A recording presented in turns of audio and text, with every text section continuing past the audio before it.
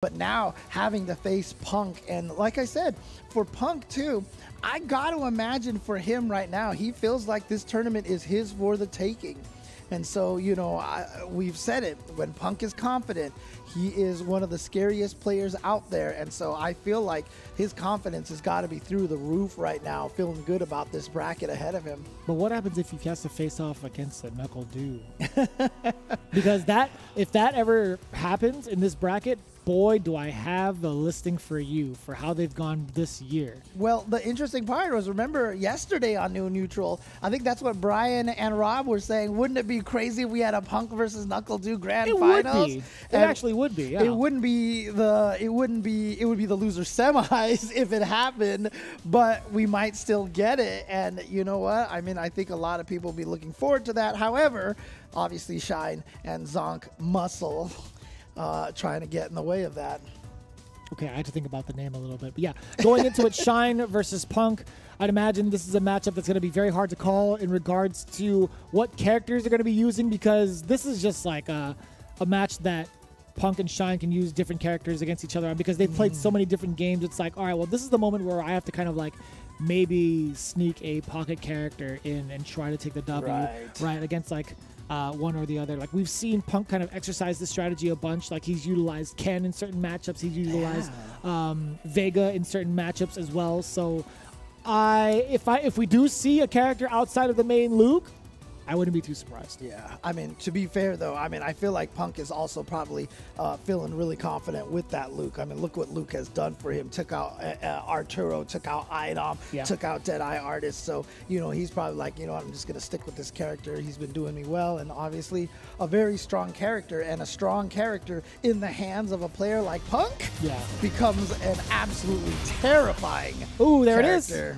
Cool. I was thinking about the song, "What Have You Done for Luke Lately?" You know what I mean? Like, that's all I'm thinking about. Is like the things he's done with Luke. What have you done for Luke lately? You know what I mean? Like, that's just how that's how it's gonna be. I mean, this is the matchup that Shine didn't get to play against Space Boy. Remember, we were expecting this from Space Boy. So, I mean, maybe Shine had done some research on this matchup against Space Boy, and it might actually come to help him here versus Punk. But we see the initial strategy of the Sandblaster. Shine had actually dodged one of them, but didn't get to dodge the rest of them. Still manages to get a big opener, but it didn't equate to any sort of big corner carry or screen carry. Oh, but this one will. Yeah, but not the wall bounce, though. Chase out the backdash. Nice read on that. And now Shine has a corner position, and this was something we did not see him get at all versus Space Boy. In fact, he was put into the corner more often. Side switch. Oh. I like that. Using the meter from that far, at least getting rid of the fireball. What happens is it prevents Shine from moving closer, trying to get some state, and has to sacrifice the Veerverse. That's totally fine for Punk. Yeah, but Punk's still down in life here. Still needs to get a big comeback here. Still sitting on that V-trigger. And it's building up a little by little. Oh, what? I mean, nice V shift, but what was the DP all about? I don't know. I don't know. After that normal, I have no clue if it was trying to be like a Sandblaster or not. But. Interesting, but Shine taking first round and pretty convincingly. But like I said, Punk never got Shine in the corner, and now we have a bad confirm from Shine. That's the second time we've seen that ruffian just out of the blue. Yeah, first time I think it was against Space Boy that we saw that, right? And look at this, Punk now should be able to take this round here. Just needs one little hit right there. Yeah, Shine just, you know, take the throw, go to the next round. Let's go. We go next. We absolutely go next. Which isn't a bad ordeal, taking a look at the meter down below with Shine. Punk, yeah, he's looking for the, you could tell he's looking for the Zonk Knuckle, hence those two neutral jumps. Yeah. Yeah, that's what he's looking out for. And there's the third neutral jump right there already. This is it right here. He's slowly edging towards the corner, but still, no, I lied to you all. Punk now trying to regain space. But you see how crucial this is. He just said, oh, that was like the China players defeating EX Chariot tackle, you know, when the first one hit misses. Oh, yeah. Oh, and he did get the neutral jump. Finally here, just showing. Oh, my God. All right. Like I said, when Punk is feeling himself. Oh, here we go. The back throw. Yep. Going to send him to the other side. Oh, Activation. no, It didn't switch turn sides. around. It didn't Oh my turn gosh. around. I'm so sorry, James, by the way. no, I've it's been okay. crouching medium punching James's bicep while you guys weren't looking because I was like, oh, there it is. Like, he actually stopped the sock, and I was just like, sorry, James. Bicep. Tricep, something, arm. But no, that was a very impressive kind of like a strategy. You see the blatant call out against the Zonk Knuckle, Yeah. whether it's from the neutral jump or the spacing, right? If the first one whiffs, you are highly susceptible in between the first and the second. And one of the key things is that those neutral jumps, you can see, have made it so that Shine is really scared and tentative of trying to throw out that EX Zonk Knuckle in the middle of neutral. And that's all Punk wants. And so Punk can just neutral jump a couple of times like that, and now is going to make Shine think about Zonk Knuckling, which gives Punk a lot more freedom in the neutral. See, no neutral jumps here. And, oh, there's one. I like that. And that was just within space for the roundhouse ruffian kick. Now that he's established that threat, I wonder how often Punk's going to rely on the neutral jumps again. And see, that's now Shine feels like it's opened up his ability to go for that. Oh, too far away. Oh, chased him down. But again, not the... What a call out. EX Rising Rocket from Punk, taking all the big risks. Oh, stab him from afar. Practicing my stabbing. Oh. Oh, God. Oh, got him with the knife. And here we go, plus frames. Just goes for the low instead. Excellent defense from Punk, barely hanging Oh, on. no! That was supposed to be a fireball. I'd imagine so. I would imagine so. That would have been low forward, fireball, rock smasher. Yeah, and it might have been one hit away, or probably definitely would have been one hit away. We got a level 2 Zonk that time, so he was able to link after that.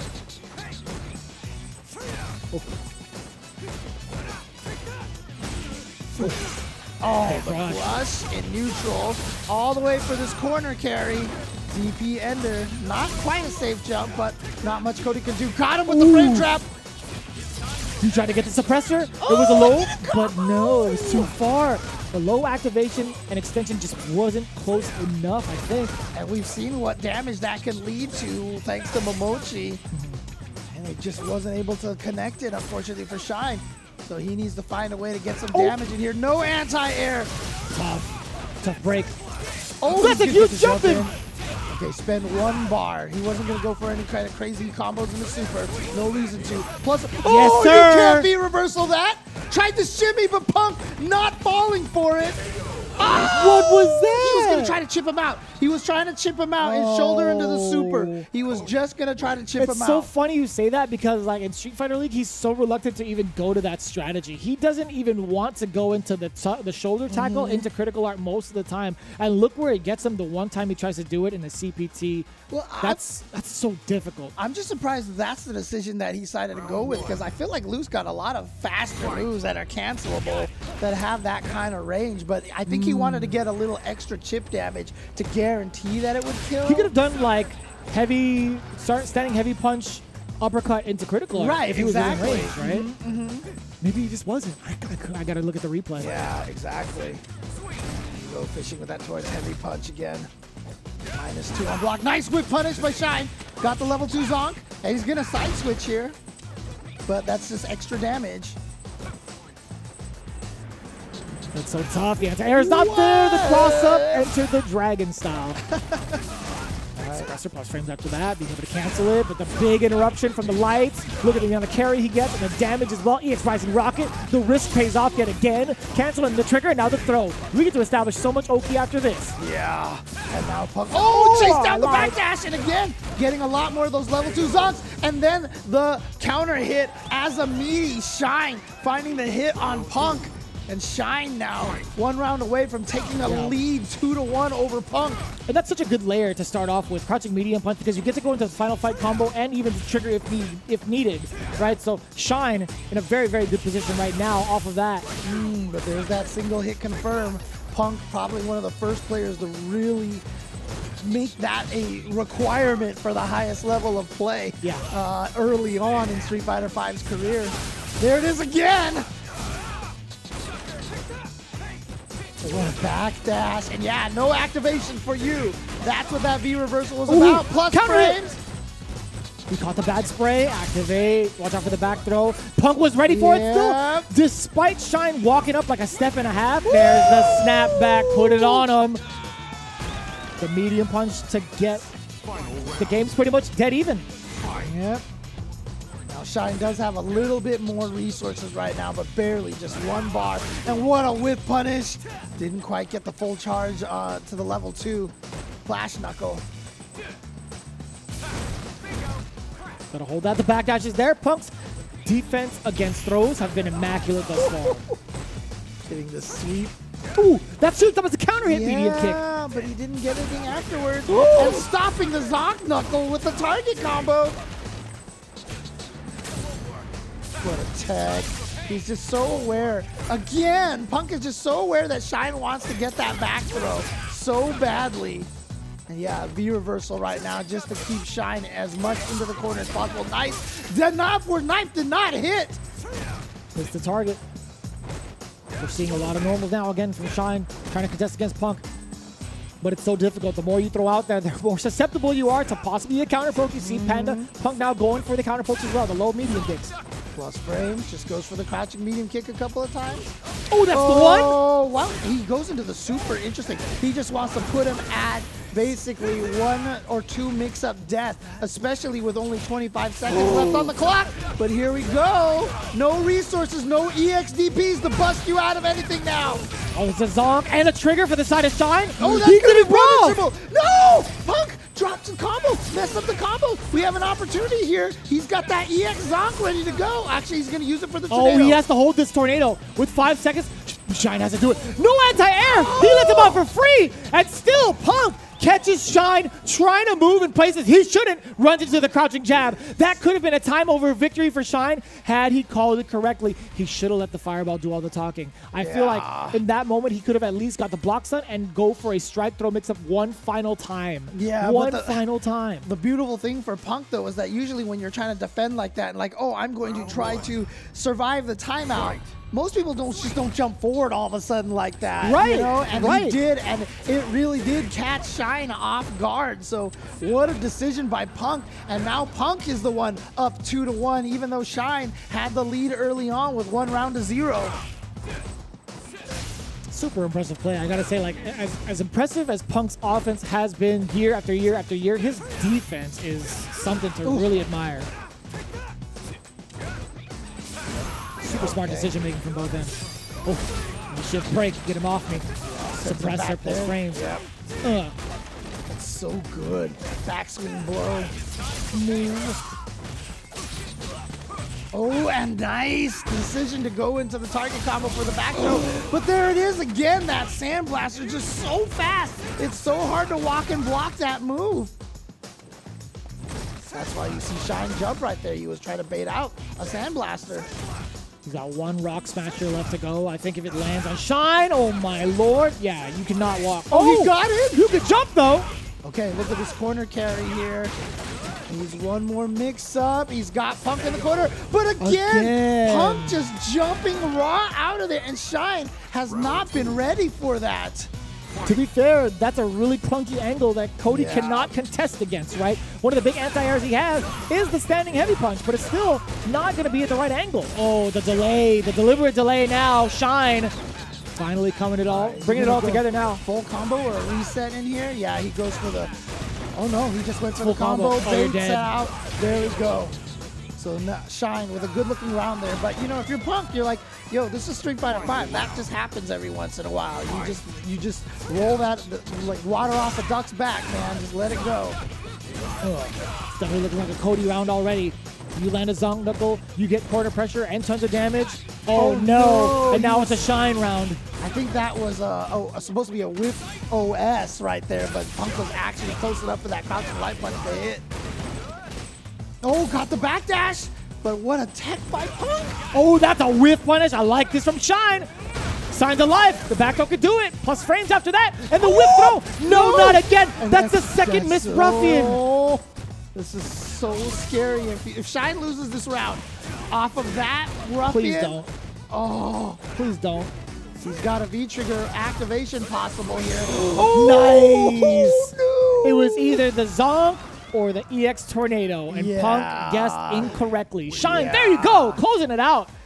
Getting another game on the board. 2-2 is our first set here in top 8 to go to the final game here, and it is Shine and Punk, and that should be no surprise to anyone. We got ourselves a real match, ladies and gentlemen. 2-2, and I gotta say, the back and forth thus far, Shine is making it very, very scary, by the way. Those two big missed ruffians, I had imagined, would have been huge comeback factors. But Shine needs to play clean and pristine in this very moment. Punk, again, needs to have the right reads on defense as well, because I think offensively, Shine is doing very well towards the latter half of this matchup. There you go. There's that link off of the level 2. Gets the crush counter. Shine with a great start here. Damn. Baits out the DP again. Oh, no, James. Punk was saying, you know what? There's no way you think I'll do another one. You blocked the last one. No way you're expecting another one. Shine, match point. This is it. He has one bar as well. He could initiate offense with a slow and steady hurricane or tornado. Boy, he can do it. Pretty rough with the ruffian after the EX Zonk Knuckle. I mean, that EX Tornado, like you said, caught the neutral jump. Might have been what all Shine needed to get Punk to be a little bit more scared and susceptible to the Zonk Knuckles. Oh, what a sweep. Yep. And not into the trigger as well. The call from Punk. There it is. Has to make it safe. Out of there. Out of the corner. This is important. Punk can definitely make this comeback here, especially with those single hit confirms. But that Cody standing medium kick, such a great button. Oof. Oh, here we go. Here we go. Up. Oh, chooses it to get the plus frames on the jump. What a whiff, but it didn't combo. plus frames. Got to hold it. Checking the movement. There's Punk. Backing off a little bit. The air to air is there. I love it. Okay, there's the suppressor. He still has V-trigger. Good defense. Oh my God, Good oh my, get out of there. You can't get out. Punk with the comeback. It's final game, final round. Let's go. Shine had quite like 10 seconds of full defense going on for him, and then it was just a matter of mere milliseconds where Punk opened him up, and that's all she wrote. Shine was hanging on for dear life. He does have one bar though. This is gonna be the big difference here between life or death. Yeah, he's got 2 bars now, but here comes Punk. He's going to get his own bar here. Not going to spend any of it just yet. What a tech. Oh, the again. We've seen that so many times from Shine. Tech. Here we go. Activation. He did it. Punk went for the DP. Interrupts the V-trigger mix-up. You see him just backdashing away. Doesn't want to deal. That's what that knife taught. Reversal. Yeah, so smart from Punk. Catches him with the low. This is going to be a lot of damage. City. Oh, that could have been it. Suppressor City would have been it. Oh, I don't know what that was. I don't know what that was, James. From Shine, cracking at the last second, and Punk is indeed going to move on against Shine. Shine, who put up such a tough fight here, but in the end, that last round was exactly what Punk does, and he took it over Shine by the skin of his teeth, as close as you could possibly be. Yeah, I really hate seeing it go down the way it did. That had to be a critical error, crucial execution error from the side of Shine. Yeah, I can only feel for him. I truly do. But you see the back and forth, taking a look at the replay. You've seen what had deterred the initial offensive strategy from Shine, right? The Zonk Knuckle being susceptible to the neutral jump. And then we also start to see like the kind of readaptation from Shine, right? The rebuttal from Shine, I should say, for more appropriate English terms. But Punk also took some very big risks in between games 1 and 2, right? Trying to set the precedence against Shine to think, all right, well, I'm going to be a little bit volatile with my meter. I'm going to show you that I'm not afraid to EX uppercut in these crucial moments. Yeah, and I felt like Shine really started to get more play. We saw that roundhouse Zonk Knuckle versus the neutral jump that one time. Yeah. And then to win that one round with the EX Tornado, Punk neutral jumping onto that. I feel like that opened up game 5 for him really, really well. And, he started off that one round with the level 2 Zonk right off the bat. But it just wasn't enough. Punk was able to make the comeback that round and then take the final round. And that was all she wrote. But that's just so tough, man. You start to see like the cogwheels turning a little bit more for Shine, but you see how often, like how difficult it is to even try to like keep someone like Punk steady, or pretty much a target on defense, right? He's been so so smart with his movement options, his meter options, and his normal options all together. Complete package. But you saw so many of those close rounds right there. This could have definitely just gone the other way so easily. But in the end, again, some uncharacteristic execution mistakes from Shine, especially with a lot of those ruffians on block. And, man. It's brutal, but here we go. He had this great lead in that round, and he was taken out here. Punk getting all the damage here. Just needs one more thing, and I don't know what that... Like,